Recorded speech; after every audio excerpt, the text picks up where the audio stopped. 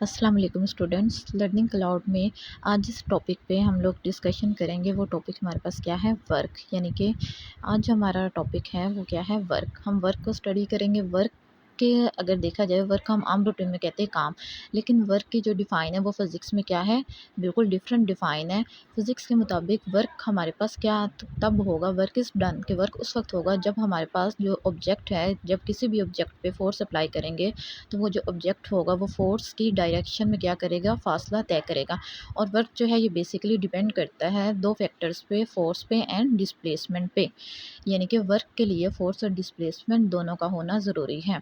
अच्छा, वर्क हमारे पास is done, work उस वक्त होगा when a force produce motion, कि फोर्स जब किसी भी ऑब्जेक्ट पर फोर्स लगाई जाए तो वो फोर्स क्या करे, मोशन मीन हरकत पैदा करे। यानी कि फोर्स लगाने से अगर कोई ऑब्जेक्ट क्या करता है, मूव करता है, तो क्या होगा, वो वर्क होगा। अब फॉर एग्ज़ाम्पल जैसे मूविंग ट्रेन की बात कर लें, या फिर हमारे पास जो है मूविंग ट्रेन या फिर मूविंग कार्ट, मूविंग ट्रेन हो जाए या मूविंग कार्ट हो जाए, तो यहाँ पे भी क्या है, जो उनका फ़ोर्स लग रही है, फ़ोर्स की वजह से डिस्टेंस तय हो रहा है। उसके बाद नेक्स्ट हमारे पास एक और एग्जांपल है, इसमें देखा जाए तो एक पर्सन जो है वो पुशिंग कर रहा है ऑन अ वॉल, कि वो क्या कर रहा है, एक वॉल को धक्का दे रहा है।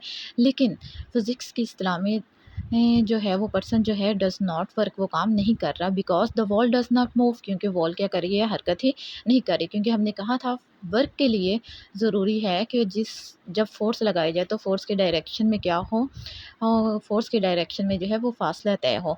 यानी कि अगर यहाँ पे वॉल जो है वो साकिन है, वो हरकत नहीं कर रही, तो हमारे पास जो फ़ासला होगा, यानी कि जो डिस्प्लेसमेंट होगा वो किसके इक्वल होगा, वो ज़ीरो के इक्वल आ जाएगा। और हमें पता है कि वर्क डन जो होता है वो किसके इक्वल होता है, फ़ोर्स डिस्प्लेसमेंट कॉस थीटा के। यानी कि यहाँ पे देखा जाए तो हमारे पास जो डिस्प्लेसमेंट है उसकी वैल्यू क्या है, ज़ीरो है। जब वो ज़ीरो फ़ोर्स के साथ मल्टीप्लाई होगा तो आंसर क्या आ जाएगा, ये ज़ीरो।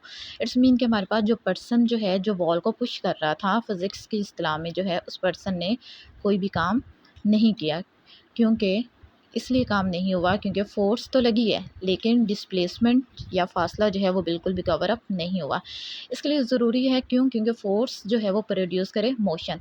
हम उस वक़्त कहेंगे किसी भी ऑब्जेक्ट को कि वो वर्क कर रहा है जब किसी भी ऑब्जेक्ट पर फ़ोर्स अप्लाई हो, और फ़ोर्स अप्लाई होने की वजह से वो जो ऑब्जेक्ट है वो क्या करे, फ़ासला तय करे। और ये जो फ़ासला हो, इसकी जो डायरेक्शन है वो सिमिलर हो जाए डायरेक्शन ऑफ फ़ोर्स के। यानी कि सिर्फ़ फ़ासला तय होना ज़रूरी नहीं है, बल्कि जो फ़ासला तय हो रहा है उसकी डायरेक्शन जो है वो वही होनी चाहिए जो हमारे पास कौन सी डायरेक्शन होगी, फ़ोर्स की। यानी कि फ़ोर्स और डिस्प्लेसमेंट की डायरेक्शन क्या होनी चाहिए, सिमिलर होनी चाहिए। फ़ोर्स और डिस्प्लेसमेंट की डायरेक्शन सिमिलर है तो उस वक़्त हम कहेंगे कि वर्क जो है वो डन हुआ है, कि वर्क किया गया है। उसके बाद हम इसका फ़ार्मूला देख लेते हैं। तो वर्क हमारे पास किसके इक्वल होता है, वर्क जो होता है वो इक्वल होता है फ़ोर्स मल्टीप्लाई बाय डिस्प्लेसमेंट के, या फिर जिसे हम कह सकते हैं distance move in the direction of force. यानी कि डिस्प्लेसमेंट या डिस्टेंस हो, लेकिन उसकी डायरेक्शन क्या हो, फोर्स के डायरेक्टली प्रोपोर्शनल हो। तो उसके मुताबिक जो वर्क है उससे हम बच्चे रिप्रेजेंट करते हैं डब्ल्यू से, फोर्स को एफ से, और डिस्प्लेसमेंट को डी से। और इनके दरमियान में जो एंगल बनता है वो कौन सा है, कोस थीटा का एंगल है। उसके बाद बच्चे नेक्स्ट देखा जाए तो हमारे पास जो है इसका एसआई यूनिट में आपको पता है, फोर्स का यूनिट न्यूटन होता है, डिस्प्लेसमेंट का यूनिट मीटर होता है। सो हमारे पास जो एसआई यूनिट जो होगा वर्क का वो क्या हो जाएगा, न्यूटन मीटर। और न्यूटन मीटर जो होता है वो किसके इक्वल होता है, वो इक्वल होता है जाउल के। नेक्स्ट हमारे पास है कि वर्क जो है ये बेसिकली एक स्केलर क्वांटिटी है। बच्चे, स्केलर क्वांटिटी ऐसी क्वांटिटी होती है जो कि सिर्फ और सिर्फ मैग्नीट्यूड पे डिपेंड करती है। मैग्नीट्यूड मीन किसी वैल्यू पे डिपेंड करती है, डायरेक्शन पे डिपेंड नहीं करती। तो ऐसी क्वांटिटी को हम क्या कहते हैं, स्केलर क्वांटिटी। क्योंकि यहाँ पे मैग्नीट्यूड की बात हुई है, डायरेक्शन पे ये वर्क जो है वो डिपेंड नहीं करती। उसके बाद हम एग्जाम्पल्स देख लेते हैं। अब यहाँ पे देखा जाए तो एक पर्सन जो है वो मूव कर रहा है, लेकिन उसके पास जो बैग है उस पर जो वो फोर्स लगा रहा है वो अपवर्ड लगा रहा है, और जो डिस्प्लेसमेंट तय कर रहा है वो क्या है, वो राइट साइड पे है। अब इनके दरमियान में जो एंगल बन रहा है वो क्या बन रहा है, 90 का। और कोस 90 इक्वल होता है ज़ीरो के।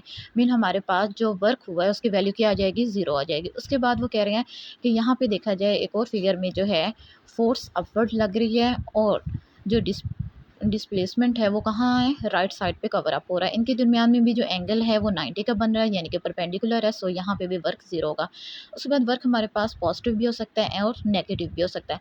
अब ये पॉजिटिव वर्क है या नेगेटिव वर्क है तो ये डिपेंड करता है डायरेक्शन ऑफ द फोर्स, कि फोर्स की डायरेक्शन क्या है। डायरेक्शन ऑफ फोर्स जो है वो डिटरमाइन करेगी पॉजिटिव और नेगेटिव वर्क को। जैसे फॉर एग्जांपल जो है नेक्स्ट हम देख लेते हैं कि हमारे पास जो है ब्लॉक्स दिए गए हैं। यहाँ पे देखा जाए तो फोर्स लग रही है, पॉजिटिव वर्क में देखा जाए जिस डायरेक्शन में फोर्स लग रही है उसी डायरेक्शन में क्या हो रहा है, डिस्प्लेसमेंट जो है वो हो रहा है, यानी कि फासला तय रहा। फोर्स और फासले की डायरेक्शन क्या है, सेम है, तो वो हमारे पास कौन सा वर्क होगा, पॉजिटिव वर्क होगा। और नेगेटिव वर्क में फोर्स भी लग रही है और डिस्प्लेसमेंट भी, यानी फासला भी तैयार हुआ, लेकिन क्या है, डायरेक्शन डिफरेंट हो गई है। तो बच्चे, अगर आपको मेरा लेक्चर पसंद आया तो मेरे चैनल को लाइक एंड सब्सक्राइब ज़रूर करें।